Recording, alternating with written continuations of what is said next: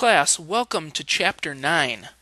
I know we haven't had a video in a while, so here we go. We're going to start with two sections, okay? 9.1 and 9.2. We're going to kind of smush these two together. We're going to do a lot of vocabulary and then some practice, and then you guys hopefully will be good to go. So, to get started, a transformation. Okay, a transformation is a change in position. I didn't spell that right. Hold on. Did I spell that right? I did. Maybe I did. Position. I guess I did spell it right. Position, size, or shape. Shape of a figure. Okay. We talk about the original figure. We have a very specific name for it. We call it the pre-image. Okay, and then the resulting figure we call the image. This will be important, you'll see in a little bit. Okay, really what we say though, a transformation maps the pre-image to the image. So you have some pre-image and then it goes through some transformation and it results at the image. Alright? Now, a couple of other things that you might see. Sometimes we will use arrow notation to show a transformation. And then other things that you will see, and you've actually now seen a little bit already. We use primes. We use primes to label the image. Okay, so pre-image, no primes. Image, yes primes. Alright, so that's just some basics on transformations. Now let's jump in to some very specific transformations that we will talk about in this video. Okay, the first one is a reflection. A reflection is the same thing as a flip, and it's a transformation across a line that we call the line of reflection. Alright, kind of easy, not too bad. Each point and its image are the same distance from the line of reflection. So for example, let's just call this A, point A, and then if I call this my line of reflection, well then let's say maybe this is 5 units away, but to the left, well then I have to go 5 units away on the other side, and of course I would call that A prime. Okay, so there is what I mean by a reflection. A line of reflection, flip over it, same distance away. Okay, a translation. A translation's a little different. A translation, I'm going to put in parentheses, we call this a slide. Okay, a translation is a transformation where all the points of a figure are moved the same distance in the exact same direction. Okay, a translation is a transformation where all points of a figure are moved the same distance in the same direction. We call a translation an isometry. Now don't get hung up on this. It's just a big word, and really what we care about is that an isometry means that the image and the pre-image are congruent to one another. Alright, so if I give you another example here, maybe I call this quad. And then what could I do? Well, if I move everything in the exact same distance, maybe like 10 units, boom, boom, boom, Q prime, U prime, A prime, D prime. Okay, so this guy just moved directly over. It slid over. Okay? Now the last thing you need to know that has to do with translations is this idea of vectors. Okay, so vectors. A vector is a quantity that has both length and direction. A vector in the coordinate plane can be written as A comma B. Now please note, these are caret looking brackets, okay? These are not parentheses. We use carets to denote vectors. So I'm going to put those big so you can see. All right, A is the horizontal change. B is the vertical change. And it goes from the initial or starting point to the terminal point. And what I really want you to know is it's going from pre-image to the image. Okay, your pre-image points are the initial points. Your image points are the terminal points. All right, so let's jump into some examples. Let's see what we're looking at here, see what I expect you guys to understand. And we start with something like number 1. Okay. Here are my learning targets, by the way. My bad. I should show those for at least a little bit. So we know that we're trying to distinguish between reflections and translations in this case. We want to be able to draw lines of reflections. We also want to be able to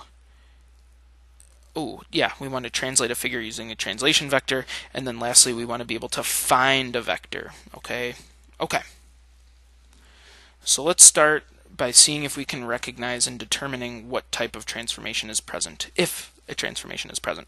All right, so reflection, translation, or neither. If I look at this, hopefully we all agree that this can't be a translation.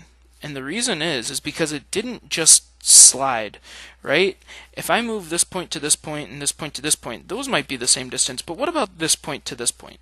That's moving a ton, all right? That's not going the same distance in the same direction. All right, so we know this cannot be a translation. However, I think this could be a reflection. And why is that? Well, because if I draw in a line kind of going down the middle, what happens when I go from, maybe this is my pre-image to image, this looks to be the same distance as this to this, and then of course this to this. Okay, so this is a reflection, and it's because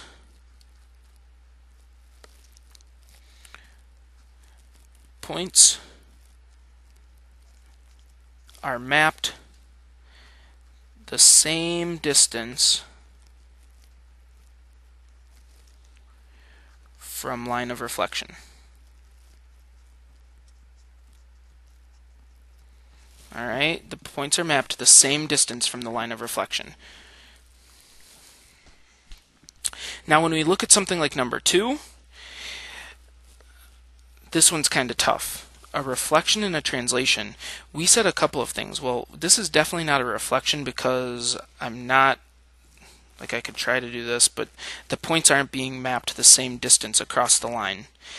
It's also not a translation, and I know this one's goofy, but a translation, if you remember, the pre-image and image have to be congruent to one another. So this is neither,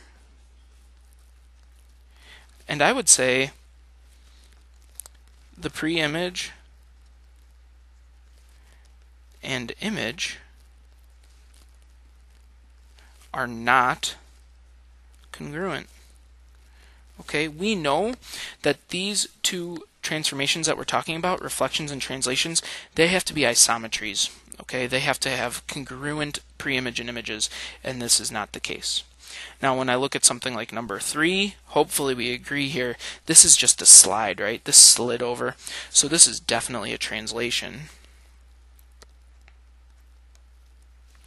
And why? Points are mapped same distance in the same direction. Right? If I say this point went over 5 down 1, well, same with this one, went over 5 down 1. Same with this one, over 5 down 1, or something like that. I just made up numbers. But okay, that is why this one is a translation. Lastly, down at the bottom here, I believe that this is a flip, right? We take our pre-image and we can flip it on top of our image. So this is definitely a reflection. So we need to draw our line. Just has to be a sketch, doesn't have to be perfect. But again, right, like these distances are congruent from point to point. Same distance away on either side. So really, I could say points are mapped same distance on either side of line of reflection. Okay, it's got a little wordy there, but something like that. Okay? Okay. So that is really what we're looking for. Guys, at the end of the day, think about our keywords that we used here. We call a reflection a flip. We call a translation a slide. Did this flip? It sure did. Did this flip? No. Did it slide? No. Neither. Did this flip? No. Did it slide? Yeah, it slid. Did this flip? Yes, reflection. Okay, so use the words that make a little more sense if that helps out. Okay? Now, let's get into some more examples here, actually going through some reflections on the coordinate plane. When you reflect, you can't see where I'm at. When you reflect, you have to remember the key part is that it's the same distance on both sides of the line of reflection. So if I draw in the x-axis, that's my line of reflection. Well, then what you have to understand here is that this point A is just 1 unit away. It's 1 unit above, which means my image is going to be 1 unit below. All right? What happens when I change now and now I use the y-axis? Well, I draw in the y-axis. And now I see what? This is 1, 2, 3, 4 units away, right? Count them. 1, 2, 3, 4. Which means I have to be 4 units on the other side. 1, 2, 3, 4, right to here. B prime. All right. It gets a little trickier when we talk about the line x equals 1. Line x equals 1, be very careful. This is a what? Is it a Vux situation? So vertical line at x equals 1.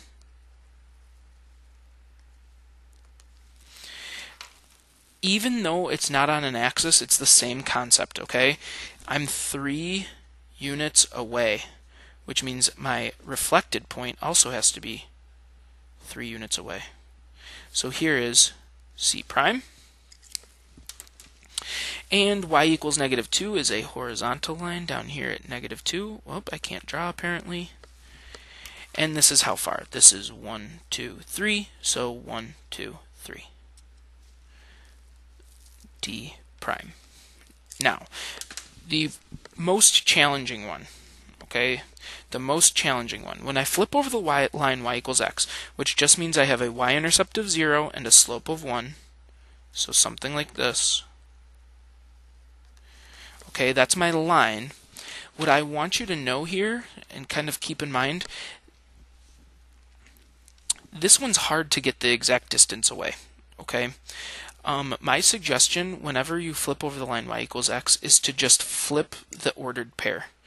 Okay, so I have E is at 0, 4, which means that I'm going to have E prime at 4, 0. Okay, 4, 0. E prime. So what you do when you flip over the line y equals x is you go from xy to yx. All right? So please keep that in mind in the future.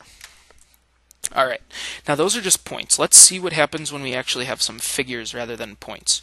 It doesn't change much, but it is worth noting. Okay, so -2, 0 is q. -2, 0. -1, 4. 3, 1. All right, this was q. This was N, and this was L. Now it says to flip, actually hold on, let me get this.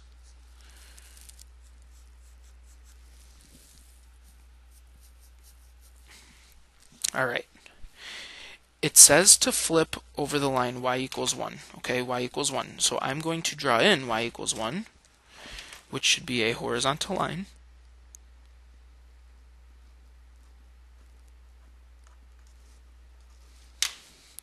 and now I need to go point by point to get the image. Alright, so my pre-image, Q was 1 unit below, which means Q prime will be 1 unit above. N was 3 units above, which means it will be 3 units below. L is right there, right on the line. So it's 0 units from the line, which means it's going to be 0 units again. So this will actually also be L prime. And now we can sketch. Alright, and if you look, my green figure looks the exact same as my black figure, but flipped. Okay? Alright, I think I'm going to save number 7 for you guys to try. Actually, you know what? No, I want to do number 7 because that's a y equals x. So let's take a look at this. Negative 3 comma 2 is my A point. U is at negative 2 comma 5. So negative 2 all the way up here at 5. And lastly, 0 comma 4 is right up here. So this was A, this was U, and this was x. Now, if you remember correctly, if I flip over y equals x, so I'm going to sketch in y equals x. Oh, I just realized I changed colors on you. Sorry. Okay, there's y equals x. This is hard to just flip. Okay, it's hard to understand the exact distance. So again, my suggestion is to flip all the points. Alright, if I had negative 3 comma 2, I'm now going to have 2, negative 3. 2, negative 3. Right? 2, negative 3. 5, negative 2. And 4, 0. Alright, so 5, negative 2 is all the way over here at 5, negative 2. And then 4, 0 is right here.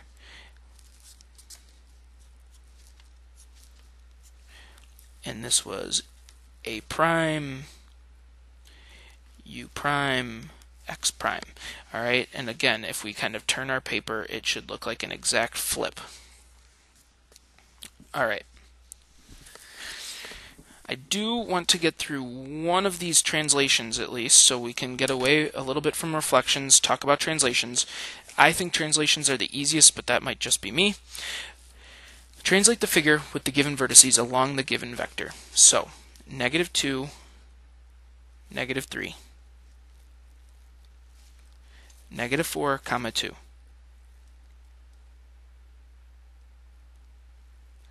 And lastly, negative 2 comma 0. Alright, so we have this goofy looking triangle here. I should label my points. A lot of the times I don't label because I want to see where my figure is going to be first, but this was M, this was R, and this was J. And now here's the deal, guys. Here's the deal. I need to go, and remember that this is my X and my Y change, my horizontal and vertical change. So this means that I'm going plus 5 in the X direction and minus 1 in the Y direction for every single point. So I start here at M, and I go right 5, down 1. I go to R, I go right 5, down 1. And I go to J, and I go over 5, down 1. And I now have my translated image, which would be M prime, R prime, J prime. Alright, now I will save 9 for you guys to try on your own, just to kind of save some time.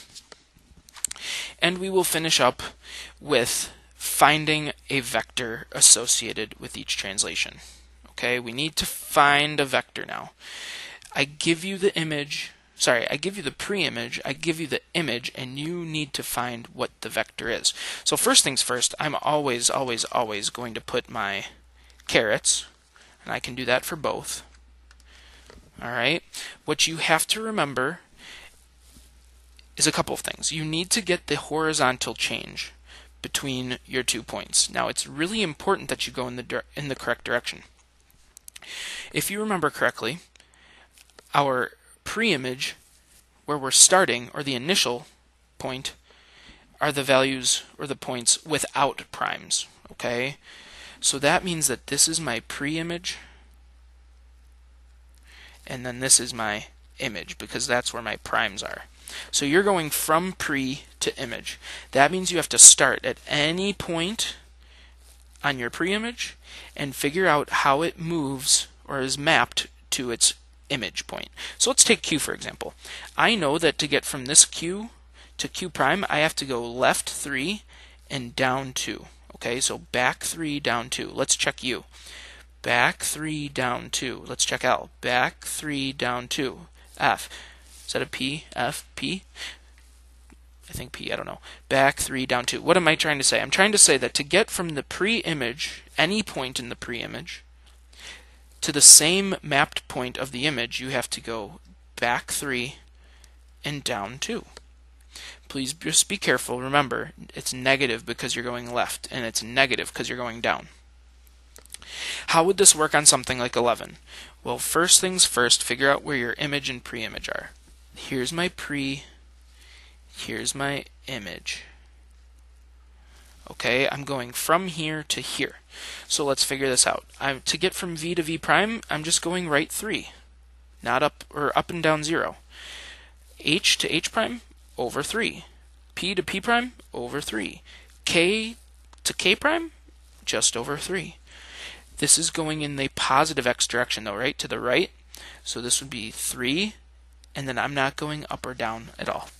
Alright, so that finishes up the notes. I would ask you guys to probably try, now that you've done some of this, see if you can figure out the bottom of this page on your own. I hope this video helped you understand how to reflect and translate a little better, and I will see you next time. Have a great day.